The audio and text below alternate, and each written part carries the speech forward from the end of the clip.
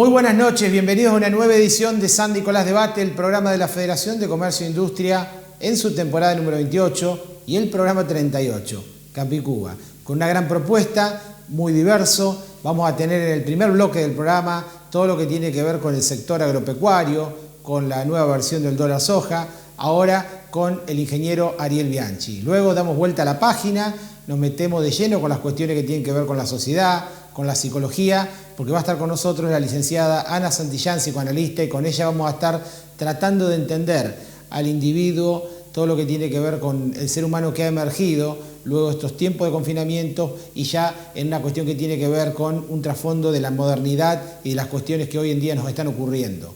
Luego en el tercer bloque, en el institucional, nos metemos de lleno con lo que tiene que ver con la alimentación saludable, con lo que tiene que ver con la nutrición. Va a estar con nosotros la magíster, licenciada Patricia Chávez, y con ella vamos a estar hablando de cómo prepararnos para el verano y cómo sentirnos bien. Como lo ve, completo programa, nos vamos muy rápido a la primera pausa y cuando regresamos estamos con el primer invitado.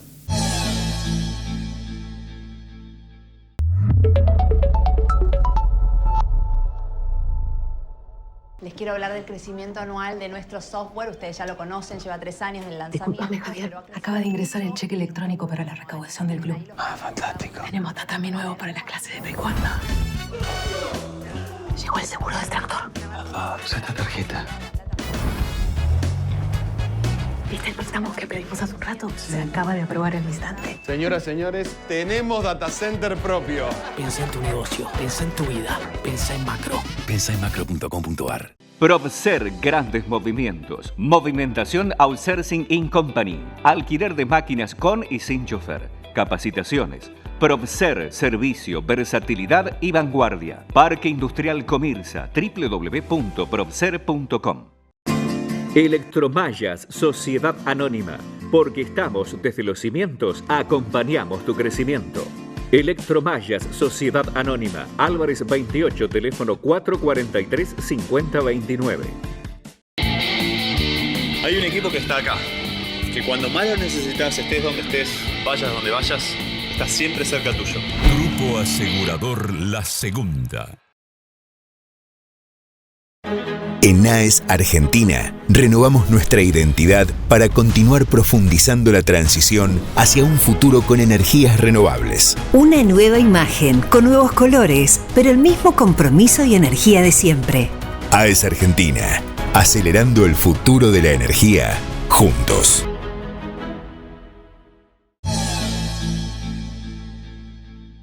Bueno, damos comienzo al primer bloque de San Nicolás Debate. Como lo habíamos anunciado, está con nosotros para entender toda la dinámica del sector agropecuario, también esta nueva edición del dólar soja parte 2, el ingeniero agropecuario Ariel Bianchi.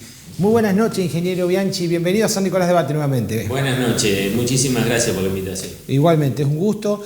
Ariel, vamos a hablar de todo lo que tiene que ver con la dinámica del sector, pero digo, lo que está en agenda es una nueva edición del dólar soja, parte 2, digamos, ya comenzó a regir y busca lograr que mediante un tipo de cambio de 230 pesos el productor agropecuario liquide, dicen, alrededor de 3.000 millones de dólares de aquí al 31 de diciembre. La pregunta es, ¿hay incentivos, hay estímulos en el productor agropecuario para la liquidación?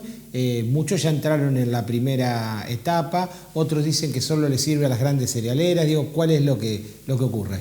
En realidad lo van a conseguir, eso no hay ninguna duda, porque este es un acuerdo que han hecho el Ministerio de Economía con las 10 o 15 grandes exportadoras, así que no van a tener ningún problema. Ayer las exportadoras prometieron que iban a... Es más, creo que ese dinero se lo van a adelantar. Así que desde ese punto de vista no van a tener ningún problema.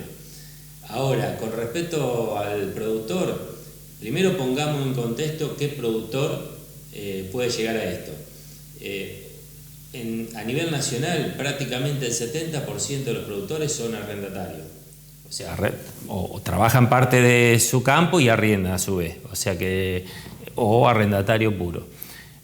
Bueno, ese 70% de los productores prácticamente hoy no tienen soja.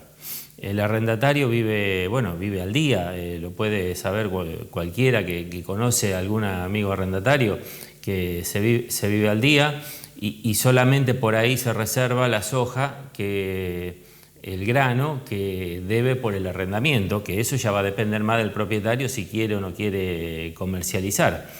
Pero seguramente, como este año fue un año de muy baja cosecha, prácticamente este arrendatario no tiene soja. O sea que, visto desde el punto de vista que queremos favorecer al productor, ya de ahí descartalo. Vamos a la otra parte. Sí. Bueno, el Estado. Sí. Vos decís, bueno, podemos favorecer al Estado. El Estado va a tener esos 3.000 millones de dólares, el Banco Central va a tener esos 3.000 millones de dólares extra. Pero ¿a qué costo? Ahí hay un costo muy, muy grande que se paga con emisión monetaria. O sea, vos tenés un dólar oficial para el grano de soja que no llega a 170 porque el dólar divisa, y le van a pagar a esa liquidación 2.30. O sea, ahí hay un diferencial importante que alguien lo tiene que poner. ¿Quién lo pone? El Estado. ¿De dónde saca ese dinero? Con emisión. Hay más emisión. Si hay más emisión, más inflación. Entonces, este método para conseguir divisa, primero no va a favorecer al productor. Segundo, lo paga todo el pueblo. Lo paga vos, lo pago yo, lo pagamos todo. Con inflación lo pagamos. Entonces, hasta ahí tenemos productor no beneficiado, Estado no beneficiado. ¿Quién se beneficia? Y las exportadoras, porque son las que adelantan el dinero. Claro. Por eso te decía, es un dinero costoso para el Estado. Bien, la otra cuestión, digámosle, también costosa o de algún aspecto negativo, se dice que también le impactaría al productor agropecuario en términos de el valor de los alquileres que debiera pagar para la liquidación de diciembre y también en lo inherente al impuesto a las ganancias. Digo, ¿esto es así? Bueno, a ver, lo de los arrendamientos sí, en parte es así, porque por el año particular que se dio un año donde la cosecha de soja fue muy baja, el productor tiene los compromisos, generalmente lo tiene en soja, entonces se tuvo que desprender de la soja de antemano, pero como se siembra también maíz de segunda, que la cosecha del maíz de segunda viene 2 meses después de la soja, por ahí esa era la reserva que se hacía para poder cumplir con el arrendamiento. Claro, lo que decís vos es cierto, porque ahí el que tuvo que hacer eso porque no le alcanzó la soja, ahí va a tener una brecha muy grande porque se va a alejar el precio de la soja del maíz. Entonces el propietario va a querer cobrar, obviamente en soja, porque así está pactado el contrato, sí. Y el productor va a tener maíz. Esa situación se da mucho, y más en un año muy particular como fue este, cuando hay buena producción de soja, por ahí el productor se guarda esa soja para ir pagándole al arrendatario, y por ahí en ese caso quedaría neutro, porque en definitiva le va a salir, sí, más caro el arrendamiento, pero el grano que tiene también vale más, ¿no? Claro. Ingeniero, le quiero preguntar por el tema que claramente está impactando, con lo que tiene que ver con la superficie sembrada, con lo que tiene que ver obviamente con las proyecciones, y es el tema de la sequía. Sí. Que dicen que está impactando mucho en el maíz, también en el trigo y en la soja. Digo, frente a un fenómeno climatológico de estas características, ¿cuáles son las proyecciones reales y cuál es la situación del campo? Bueno, la situación del campo es muy, muy brava, porque empecemos por el trigo, que es el que se está cosechando ahora. Se esperaba, en la siembra se esperaba una producción de 22 millones de toneladas y no sabemos si podemos llegar a las 12 millones. O sea, ahí estamos en una situación muy, muy compleja para el país, ¿no? Porque es menos exportación, es menos divisa. Seguramente el Estado va a querer priorizar el consumo interno y bueno, ahí vamos a tener un inconveniente bastante importante. Y lo que viene, que es el maíz y la soja, ya se está dando pérdidas importantes porque el maíz de primera siembra, el que se siembra en septiembre, que es el que más potencial de rendimiento tiene, no se sembró nada, pero prácticamente nada en todo el país. Y está toda la expectativa puesta en el maíz de segunda, que se tendría que empezar a sembrar ahora, pero también viene atrasado. Y la soja, que es mucho más sensible al atraso de siembra en su rendimiento, prácticamente se ha sembrado a nivel nacional el 20-25%, eso es muy, muy poco. Entonces, ya ahí estamos viendo una pérdida muy, muy importante de producción, que son los granos que tendrían que entrar allá en abril-marzo. Bien, yo le quiero consultar por el tema que tiene que ver un poco con esta dinámica de la necesidad del Estado de recaudación, de más dólares para el Banco Central. Digo, ¿usted cree que puede hacer bajar el valor de la divisa del blue algo, o por el contrario puede haber un efecto rebote? No lo va a hacer, al contrario, puede haber un efecto rebote, porque el que tiene grano y lo vende va a querer cubrirse en algo, hoy no, salvo que tenga que hacer una inversión, si no va a tener que cubrirse con algo. Y el único dólar hoy que tiene acceso es el dólar libre, ya sea por la versión blue, si es que es mucho más difícil porque vos estás vendiendo grano con liquidación, grano en blanco, es mucho más difícil, o si no por la versión dólar MED, que sería el dólar bolsa, que también es un dólar que más o menos anda en los más menos en los valores del blue. O sea que eso va a crear una tensión sobre el dólar, eso no hay duda. Ingeniero, quiero preguntar por el valor finalmente que están teniendo hoy en día los commodities. Son valores interesantes, son valores sí, pero también es cierto que se ha elevado mucho el costo de los insumos que están dolarizados, lo que es fertilizante, semilla. ¿Cómo es el negocio, la ecuación agropecuaria? Bueno, el valor a nivel internacional, los precios de los granos, estamos en un momento excelente. Los commodities a nivel mundial están con precios muy elevados. El problema lo tenemos a nivel local, porque a nivel local, entre lo que son los impuestos a los derechos de exportación, como lo llamamos retenciones, y el diferencial de tipo cambiario que tenemos, hoy el que produce está cobrando un 30, 35, depende del grano, 40, depende del grano que sea o la producción que tenga, está cobrando ese porcentaje. Y por otro lado, que vos nombrabas los insumos han subido mucho en dólares, algunos más, otros menos, depende de las trabas que tienen para importar. Claro. Hoy muchas cosas el importador tiene que irse a un dólar,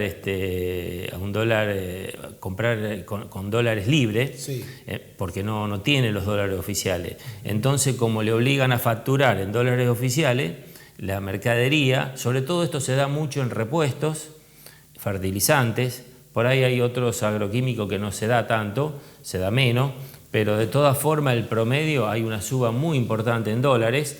Entonces hoy la ecuación, como bien me preguntaba, es muy mala, o sea, tenés que producir muchos kilos de grano para poder cubrir esos costos.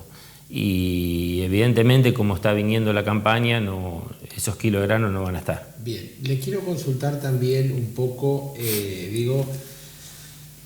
más allá de las medidas que algunos consideran de parche, como usted dice, el tema del dólar soja, que por el otro lado no tiene grandes beneficiarios, solo las cerealeras. Mirando para adelante, ¿qué incentivos, qué señales necesita el sector como para poder, tener un rol importante en los años que vienen como jugador mundial de los agroalimentos? Porque hay una guerra que se extiende de Rusia en Ucrania. Hoy en día dicen que lo que más necesita el mundo es alimentos y energía, pero es como que no lo estamos aprovechando. Tal cual. Nosotros, cuando hoy hablábamos de los precios, los commodities, también, bueno, yo hablo de grano porque es nuestra área, pero también están con precios internacionales de la energía, está a nivel mundial es importante el valor que tiene, y nosotros producimos también energía, o sea, no es solamente el alimento. Y lamentablemente no lo incentivamos, al contrario, ni siquiera lo dejamos neutro, lo castigamos. En este país, o sobre todo este gobierno, ha tenido siempre un pensamiento de muy corto plazo, nunca pensó en el largo plazo, ni siquiera en el mediano plazo. Entonces, por eso vamos continuamente tapando agujeros, ¿no? Tapamos acá, se nos abre otro, tapamos, vamos continuamente reparando en vez de salir adelante de una vez por todas. Lo que necesita el sector productivo es que lo dejen producir. O sea, no quiere subsidios, viste que ahora también proponían largaron unos subsidios para los pequeños productores que aparte son miserables, no alcanzan ni para comprar la mitad de la semilla que se necesita, pero no queremos eso. Los productores queremos que nos dejen producir. ¿Cómo nos pueden dejar producir? Y bueno, no metiéndose, si cuanto menos se mete el Estado, seguramente más va a crecer la producción. Este país está capacitado hoy en día para producir grano arriba de 200 millones de toneladas.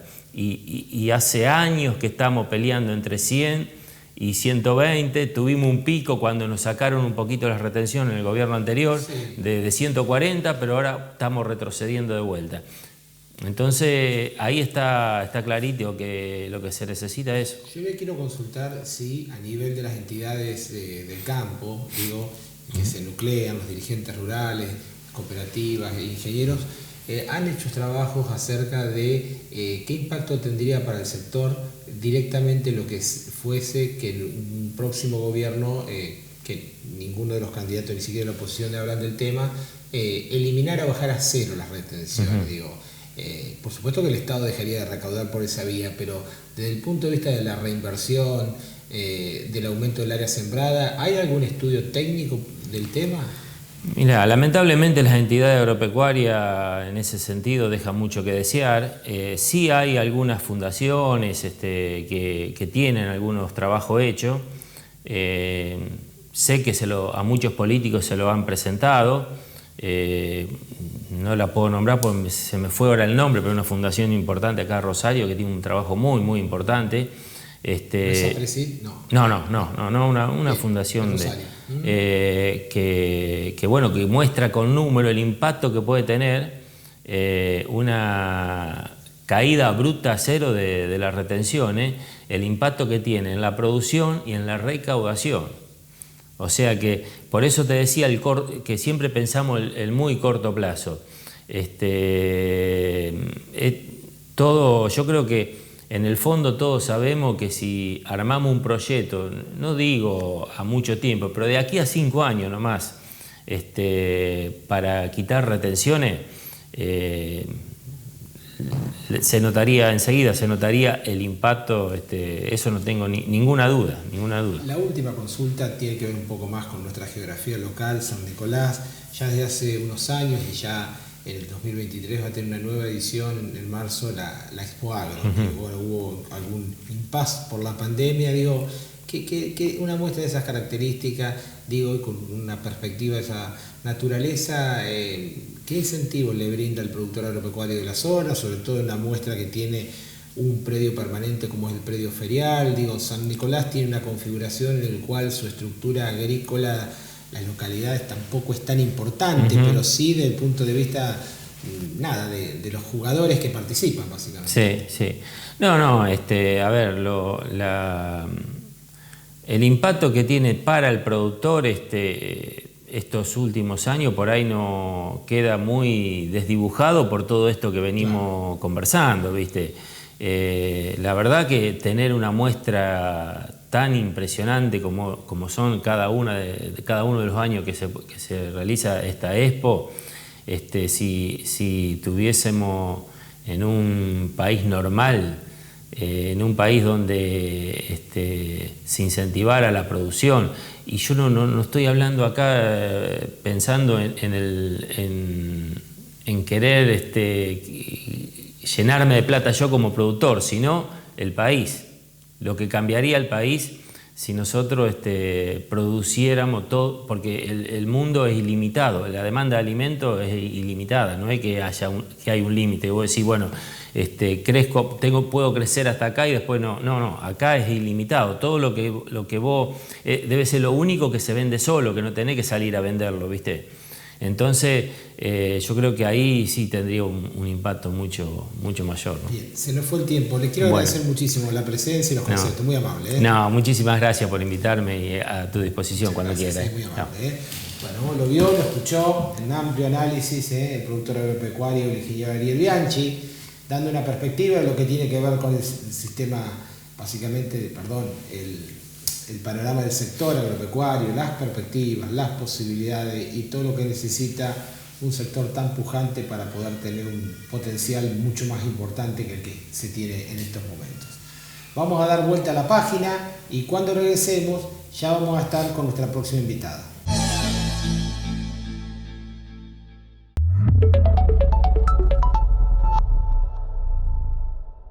Piaggio, elementos de seguridad industrial y ropa de trabajo, distribución y representación Ombú, Funcional, Boris, Pampero, De Pascale, AT, Libus, MSA, 3M, UQ, Piaggio.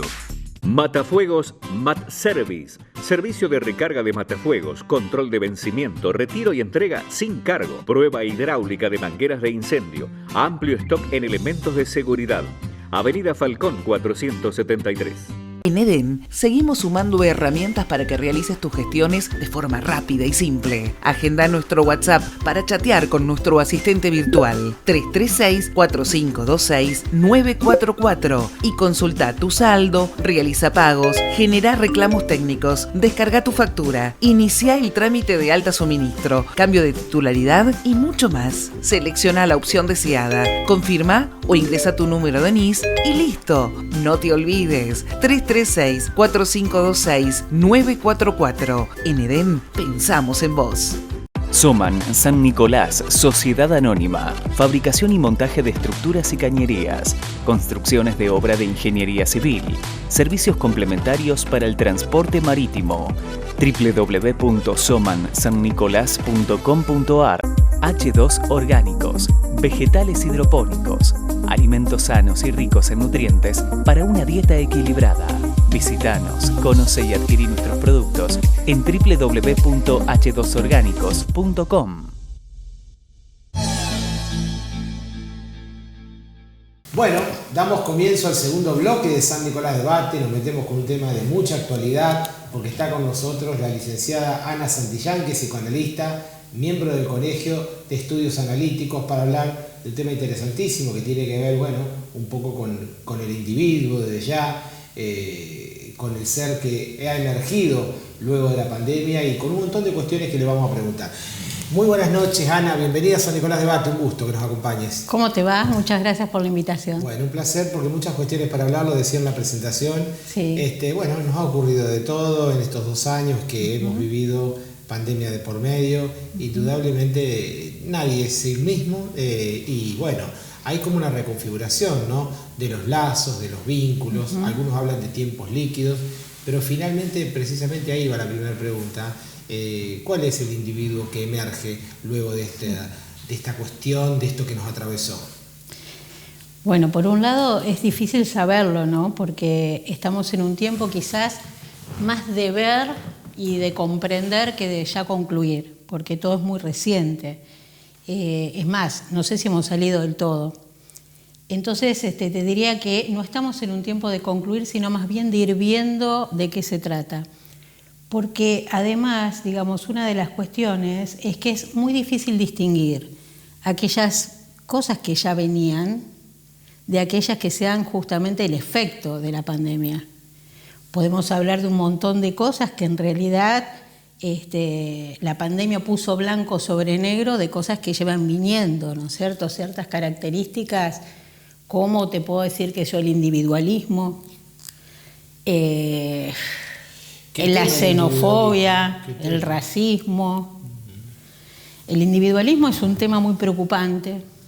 Pues es que yo estaba leyendo ahora esta semana un texto que es de 1806, de Hegel, Fenomenología del Espíritu, 1806. Y Hegel dice ahí que él ha identificado un tipo de individualismo que lo llama el individualismo moderno, ¿no? Y dice, ese individualismo moderno es la locura. Lo sintetizan la locura. Sí, dice, si decimos locura, decimos individualismo. Hay una figura y dice, la voy a llamar la ley del corazón.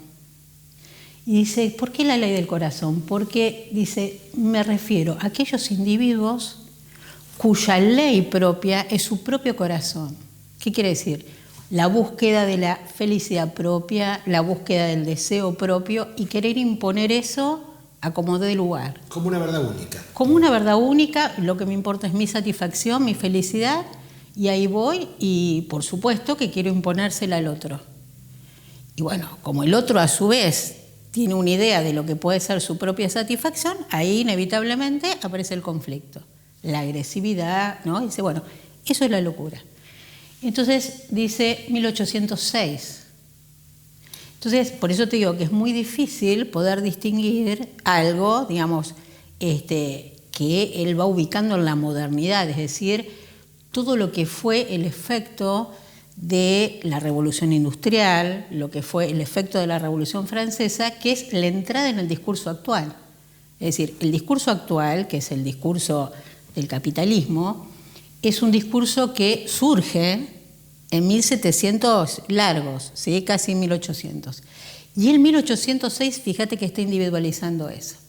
Por supuesto que ha habido un desarrollo y uno podría decir que ese individualismo tiene en estos momentos, bueno, un modo de desarrollo mucho más, digamos, si uno lo tuviera que poner en escala, mucho mayor, ¿sí? Entonces, bueno, por eso te digo que es un tiempo de ver cómo, digamos, estas características que ya vienen estando en nuestra sociedad, ¿qué se le suma a lo que ha ocurrido con la pandemia? Todavía es muy difícil distinguir. Pero ¿no? Más allá de la incertidumbre en cuanto finalmente a esa distinción, sí. Digo, es un tiempo marcado por mucha gente que indudablemente en su salud mental, las patologías se han acentuado, sí. Han aparecido nuevas, porque digo, hay mucha gente que está muy afectada por el encierro y la falta de horizonte. Sí, sin dudas. Bueno, la pandemia y el confinamiento, porque una cuestión fue la pandemia y además le sumamos el confinamiento, puso a prueba la estructura de cada uno, puso a prueba los recursos de cada uno. ¿Por qué? Porque una pandemia cuyo horizonte era la posibilidad de la muerte, de la pérdida de nuestros seres queridos, de la pérdida de lo más valioso que es nuestra propia vida y la de nuestros seres queridos, lo que revela es la fragilidad humana. No solamente que nos puso enfrente de la fragilidad humana, sino que además hizo tambalear aquellos discursos que son de donde nosotros nos tomamos y encontramos garantía. Por ejemplo, el discurso de la ciencia. Hubo un momento donde parecía que la ciencia era impotente para poder dar cuenta de una cura al virus Entonces, una doble fragilidad. Puso blanco sobre negro la verdadera situación de cada uno, la situación económica, social, afectiva. Bueno, entonces, cuando ocurren cuestiones de esa magnitud y nos enfrentamos a la fragilidad, eso pone a prueba nuestros recursos. De modo tal que cada uno respondió como pudo. En esa cuestión tan relativa de haber respondido como se pudo con los recursos que se tenía, muchas veces en el apogeo del encierro y del confinamiento, que no veíamos esa luz al final del túnel, se vislumbraba o algunos soñaban con una sociedad mucho más empática, igualitaria y todo lo demás, y en muchos casos pareciera como que nada... como que no vivimos lo que vivimos y como que somos los mismos de antes. Esa es Digamos, ese es el pálpito en general, de alguna manera. Bueno, vos lo dijiste muy algo, bien. Vos lo dijiste muy bien, soñamos. Soñamos, era un sueño, es decir, una ilusión. Completamente, digamos, cualquiera que haya podido pensar un poco acerca de lo que es el alma humana, la condición humana, sabe, digamos, que nomás escarbar un poco para darse cuenta que hay una perspectiva en lo humano que es las tendencias destructivas. Es más, yo te diría, para que no quepa dudas, ¿no es cierto?, que este virus es el retorno del daño que nos hemos hecho a nosotros mismos. Lo sabemos, es el daño sobre el espacio vital, ¿no?, el ambiente, etcétera, etcétera, y este es el retorno, es decir, es nuestro propio mensaje en forma invertida. Es decir, que este virus ha venido a decirnos esto que algunos se sorprenden, que es que, bueno, el hombre es capaz de hacerle no solo daño al otro hombre, sino a sí mismo.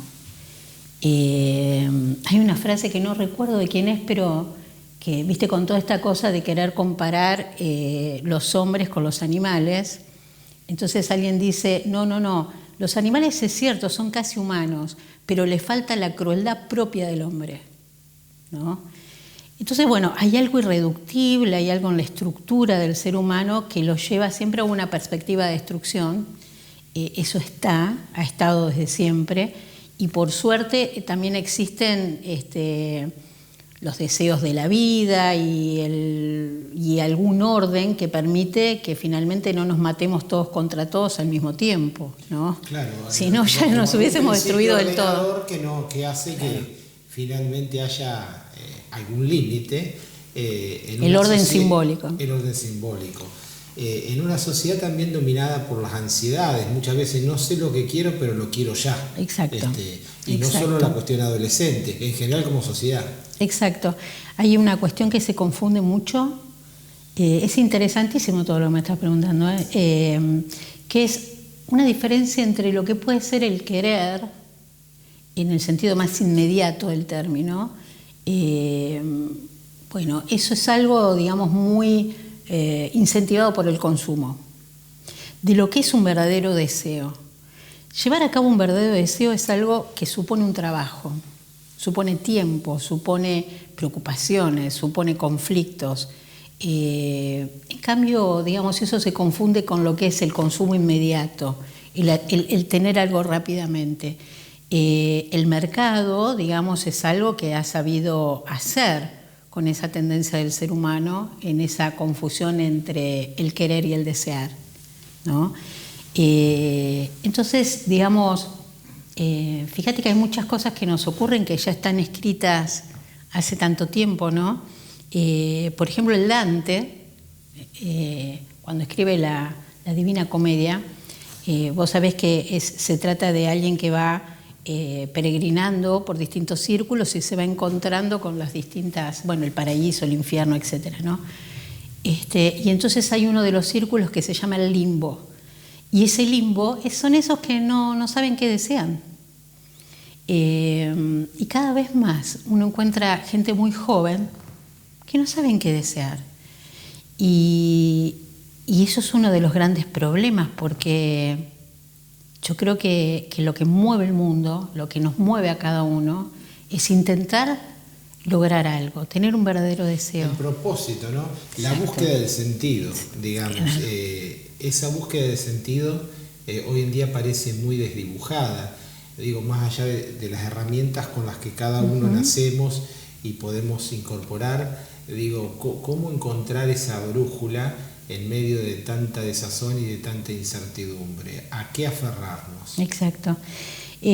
Bueno, la vida no tiene un sentido en sí mismo. Es decir, la vida no viene con algo que dice el sentido de la vida es tal o cual. Entonces, ese es el asunto más humano, que cada uno tiene que inventarle un sentido propio a la existencia, ¿no? Cuando la gente dice, ay, mi vida no tiene sentido, no. La tuya, ni la mía, ni la de nadie viene con un sentido, tenés que inventarlo. Y en ese sentido, digamos, es una tarea a cargo de cada uno. No hay alguien que te pueda decir, bueno, el sentido de tu vida es tal o cual. Supone un trabajo, y esa es una de las angustias que tenemos en nuestra existencia. Entonces, bueno, como hay una tendencia al facilismo, a la satisfacción inmediata, bueno, mucha gente quiere sacarse ese asunto de encima, ¿no? Entonces suceden cosas muy locas, como que le van a preguntar a otro lo que quieren. ¿Yo qué quiero?, le preguntan al otro, pero mira qué cosa rara, ¿no? ¿Por qué? Por intentar evitarse ese trabajo de enfrentarse a una búsqueda de lo que a uno le gusta. Yo te quiero preguntar si la palabra o la configuración del concepto goce hoy en día está mejor vista que antes, donde antes por ahí había más tabúes, sobre todo, si vos querés, desde algún punto de vista, en lo que tenía que ver con el goce femenino, directamente en diferentes cuestiones. ¿El goce a qué nos referimos? Bueno, ¿al goce sexual? Sexual y de la elección de la vida, del empoderamiento de la mujer, del proyecto propio, su propio disfrute. Lo circunscribo en eso. Ok. Sí, no, te pregunto porque la palabra goce para el psicoanálisis es una palabra particular. El psicoanálisis tiene el asunto de tomar palabras del sentido corriente y darle un sentido propio. Entonces, si tomamos goce en el sentido corriente del término, que es la satisfacción sexual, de nuevo, cuestiones de la época. Por un lado, parece ser que ha habido como un estallido de la sexualidad, un imperativo que lleva a las personas a satisfacerse, a gozar. Es más, muchas personas sienten que tienen que llevar a cabo una sexualidad muy activa porque si no, bueno, estarían debiéndole algo a alguien, no sé, a la época o algún ideal.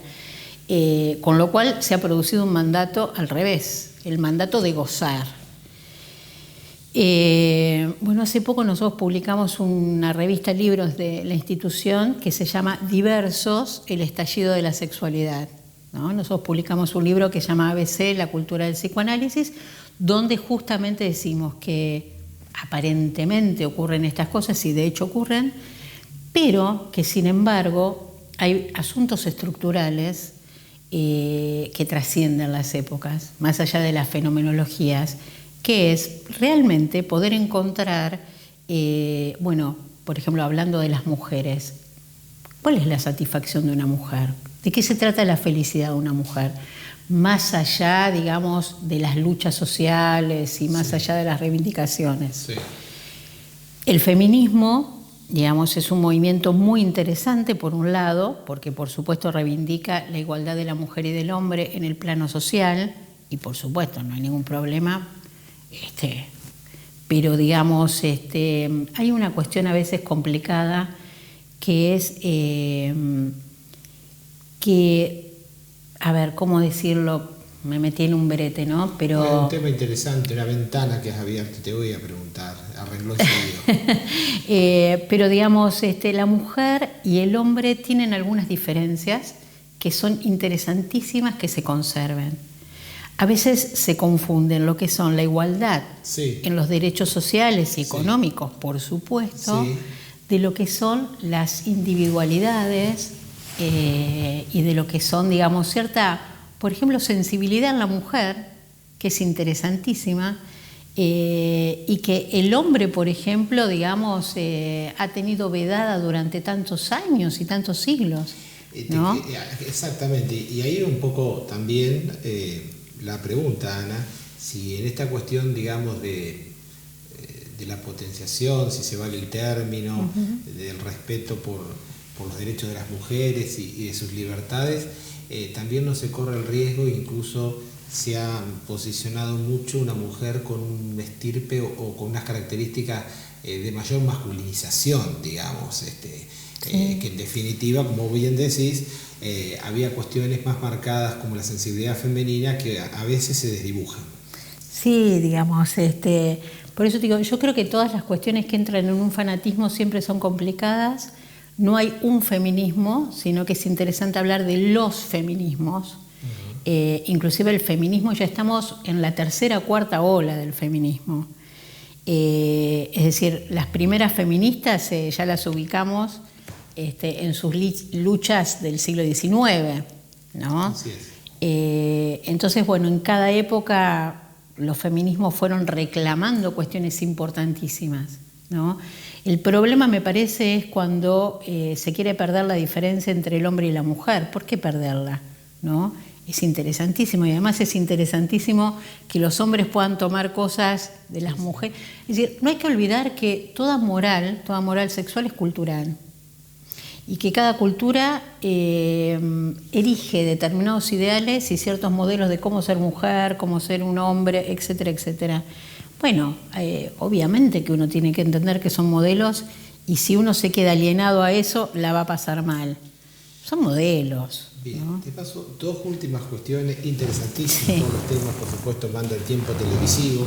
¿Qué temas, Una cuestión que de alguna manera siempre ha atrapado y que mantiene al ser humano en general con temores, con un montón de cuestiones, en general, valga la redundancia, y me refiero al tema de la muerte, que se dura, y lo has mencionado, lo que fue la pandemia, estaba mucho más exacerbada esa pulsión, digamos, esa cita, si se quiere, con la muerte, esa posibilidad más real. Pero digo, finalmente el mundo, y tal vez han creado las religiones en ese sentido como para escaparle, digamos, a la muerte. Pero finalmente, ¿qué es el tema de la muerte y cómo se enfrenta el ser humano a esa cuestión que nos va a llegar a todos, obviamente? Bueno, es un tema muy difícil, porque los animales no tienen conciencia de su muerte. La muerte no es algo que está adelante como lo pensamos, ¿no es cierto? Todos creemos sino que la muerte es algo que está en nuestra condición humana. Es decir, que desde el momento en que nacemos adquirimos nuestra condición de mortales, de modo tal que, digamos, cuando pensamos en que es algo que va a ocurrir, bueno, sí, va a ocurrir la fecha, pero como condición es algo que está incorporado. Nadie tiene conciencia de la propia muerte, digamos. El solo hecho de pensarlo produce una gran angustia. Y entonces allí, bueno, aparecen, digamos, justamente cantidad de consuelos, si querés, de modos de pensar, qué hacer con la propia muerte o con la muerte de los seres queridos. Por ejemplo, la religión propone un modo, digamos, de tratar el problema de la muerte, ¿no? El problema en el sentido que nos angustia, ¿no? Bueno, cada una de las cuestiones, pero bueno, para los que no tenemos una religión, digamos, bueno, es saber que eso va a ocurrir. No sé cómo cada uno puede elaborarlo, porque es algo muy subjetivo, ¿no? Así es. Pero bueno, es la fragilidad de la existencia. La fragilidad de la existencia. Nacemos para morir, de alguna manera. Bueno, si nacemos para vivir, y cada uno tiene que resolver su existencia. Creo que saber que nos vamos a morir tiene una gran ventaja, que es que sabemos que el tiempo hay que aprovecharlo y que no hay tiempo que perder.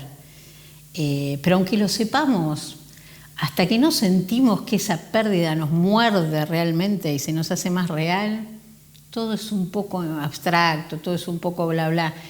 Quizás es algo que a lo largo de los años, cuando uno va envejeciendo, cada vez tiene más conciencia de eso, ¿no? Sí, de la finitud. De la finitud. Y la última, la felicidad. Esa bueno, cuestión ahí que está. por ahí Así terminamos con un tema más alegre. Un poco más positivo. Sí. Pero finalmente esa búsqueda permanente, esos flashes, como se le quiera llamar, pero finalmente que engloba la felicidad y que pudiera ser una felicidad posible. Bueno, la felicidad es el gran motor del hombre, ¿no? Se la busca en distintas formas, se la busca permanentemente. La felicidad como tal, digamos, es una abstracción, como lo son tantos otros conceptos. La libertad es una abstracción, ¿no? La justicia es una abstracción. Como tal, no existe. Como tal, plenamente. La felicidad quizás, como lo han dicho tantos, sobre todo Borges, que ha escrito cosas muy buenas sobre eso, es un instante, ¿no? Quizás son esos instantes que nos ocurren y que nos hacen saber, quizás nos arriman un poco a una cierta idea, y luego todo el tiempo es intentar repetir ese momento, ¿no? La felicidad no necesariamente es esta idea de la alegría pum para arriba, Digamos, eso es una cierta idea de felicidad. La felicidad puede tomar distintas maneras. cada uno sabe. Pero bueno, son los grandes asuntos, lo que cada uno, Freud decía que esa es la búsqueda, Freud es el padre del psicoanálisis, ese es el gran motor de la existencia de todo ser humano. Bien.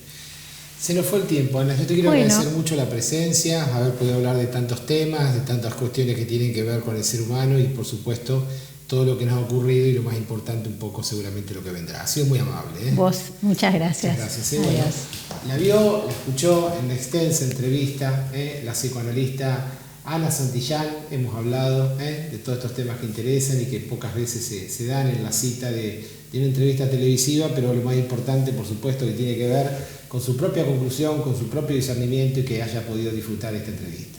Ahora nos vamos a ir muy rápido a la pausa, vamos a dar vuelta a la página, nos metemos con otra cuestión que también tiene que ver con el ser humano, con la persona, ya de un punto de vista más físico, más, digo bien, físico, porque va a estar la nutricionista Patricia Chávez y con ella vamos a estar hablando de todo lo que tiene que ver con dieta saludable y cómo prepararnos para el verano. Ya volvemos.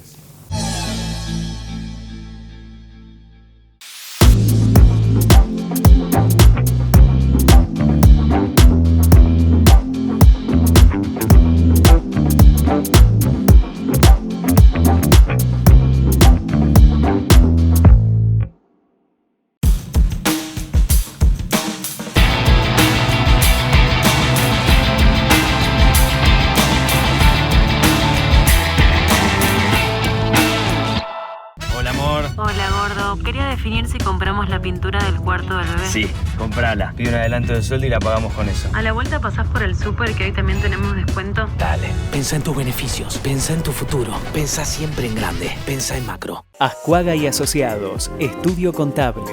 En San Nicolás, Chacabuco 66, primer piso. Y en Rosario, Corrientes 1489, cuarto piso, departamento 1. Administración@estudioascuaga.com.ar. Estaciones de servicios Yel Hipólito, SRL, combustibles líquidos y GNC, servicio de despacho de combustibles en zonas rurales e industrias, servicio, calidad y seguridad en sus dos direcciones, Avenida Moreno esquina Viale y Avenida Sabio esquina Guido Hispano. En NAES Argentina, renovamos nuestra identidad para continuar profundizando la transición hacia un futuro con energías renovables. Una nueva imagen, con nuevos colores, pero el mismo compromiso y energía de siempre. AES Argentina, acelerando el futuro de la energía, juntos.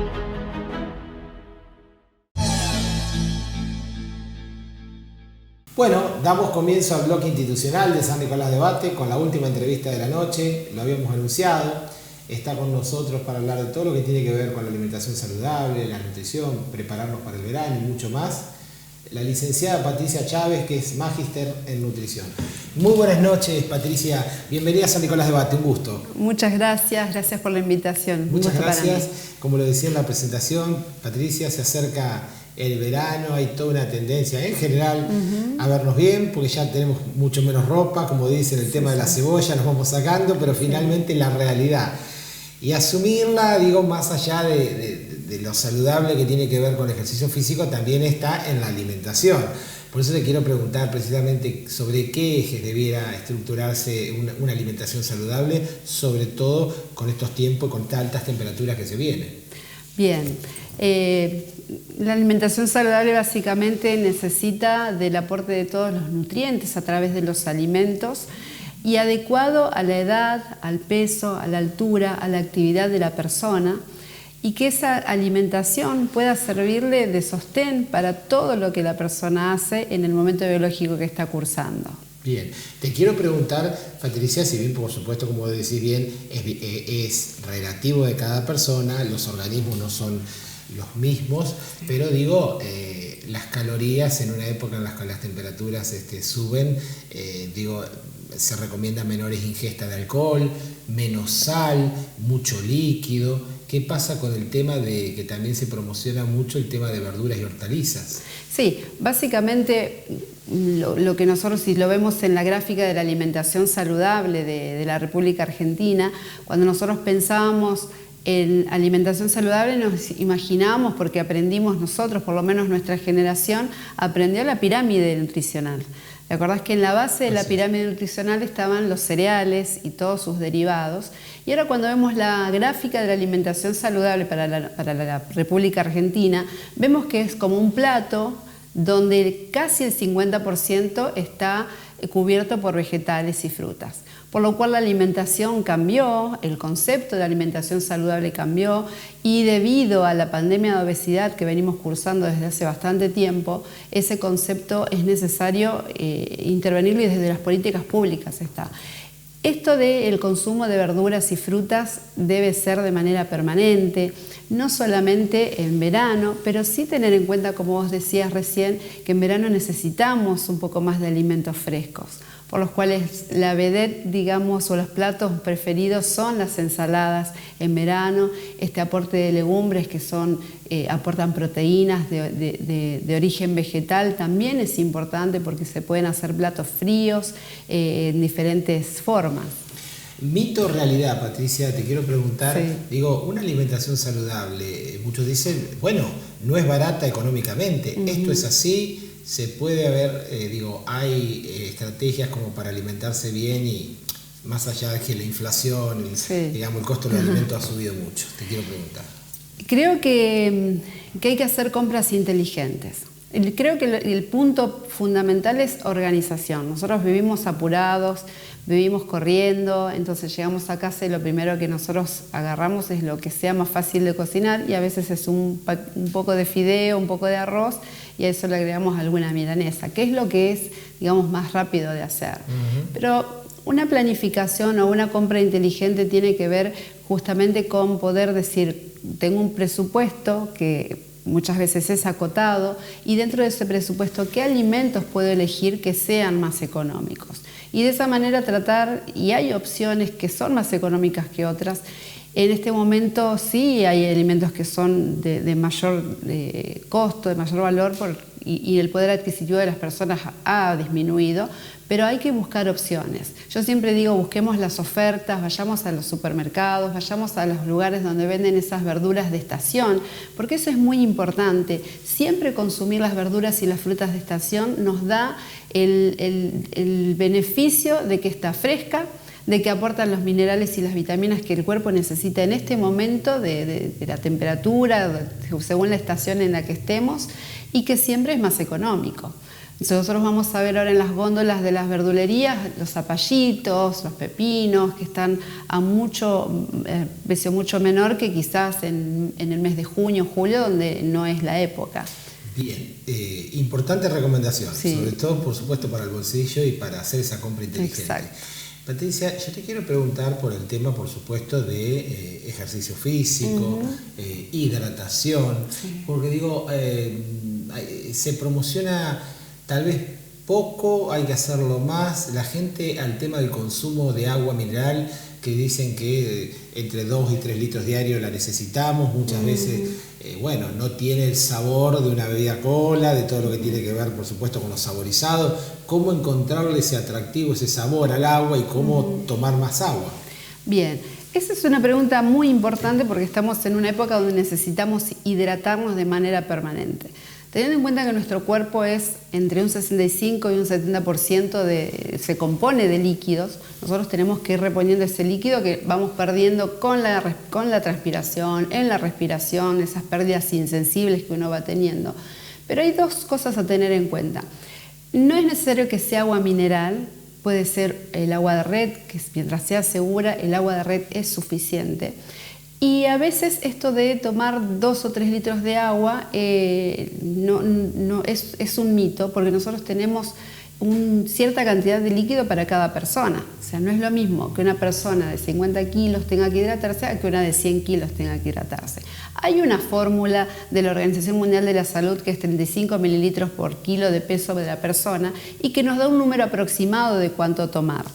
Pero de ese, vamos a suponer que yo tenga que tomar en total 2,5 litros de líquido. No es necesario que sean 2,5 litros de agua, sino que yo puedo tomar o es necesario tomar por lo menos el 50% de agua y el otro 50% lo puedo tomar con infusiones, lo puedo tomar con jugos naturales, teniendo en cuenta también que las frutas aportan un poco de líquido, también ese aporte es válido. Bien, en la composición de esa estructura de alimentación diaria, algunos hablan de 5 comidas, otros un buen desayuno para empezar nuestro día, que muchas veces lo obviamos por la vorágine del día a día. Digo, ¿cómo se debiera componer a la noche? Tal vez comer más liviano, la cena, o es relativo también de cada realidad.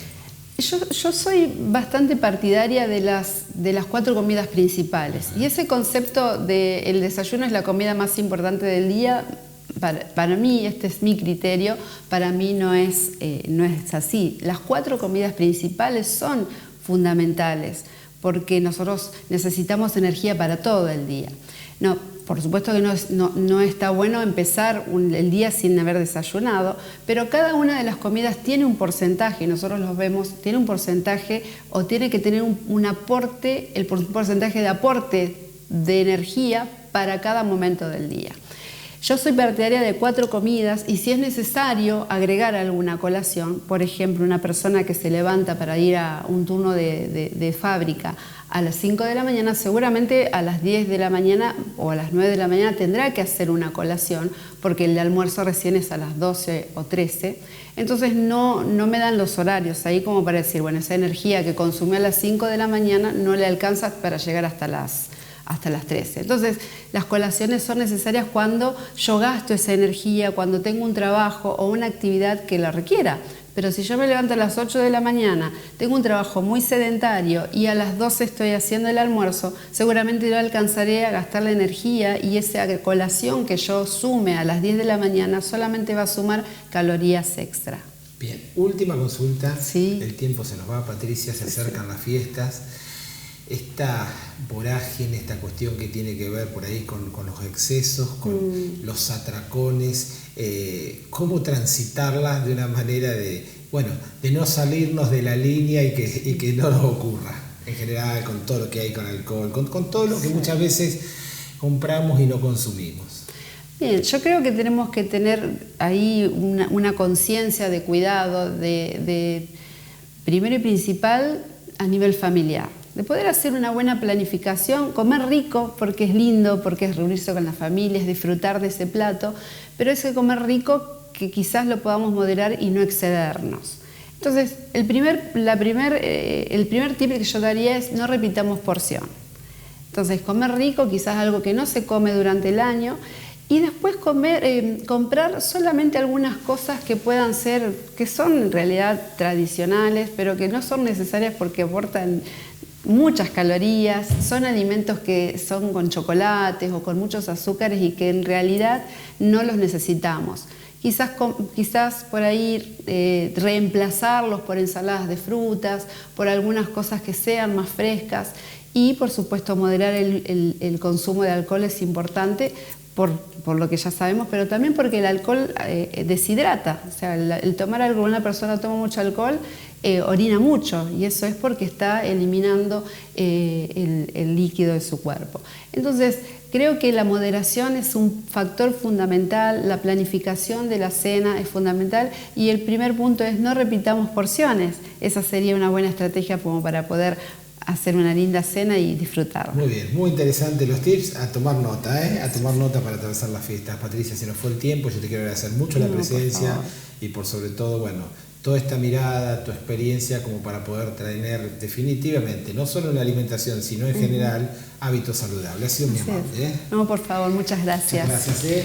Usted la vio, la escuchó, pasó por San Nicolás de Bate, la nutricionista, magíster en nutrición, la licenciada Patricia Chávez, y finalmente con esta recomendación para poder transitar las fiestas de una manera más tranquila. Ahora nos vamos muy rápido, nos queda muy poco tiempo ya, pero después de la pausa, ya el final del programa.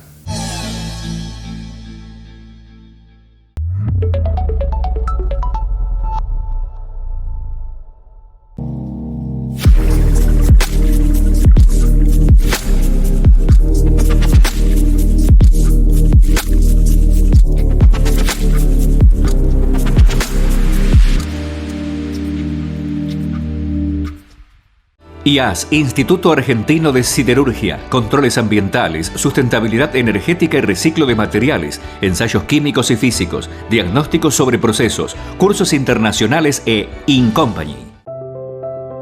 Donde crecemos, Donde compartimos, donde nos unimos, Donde trabajamos, Donde vivimos.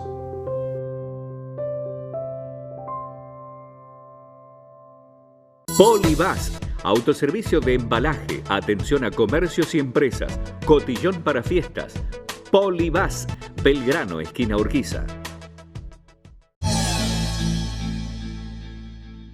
Bueno, hemos llegado al final de San Nicolás Debate. Bueno, como le comentamos, los entrevistados, los protagonistas, la información.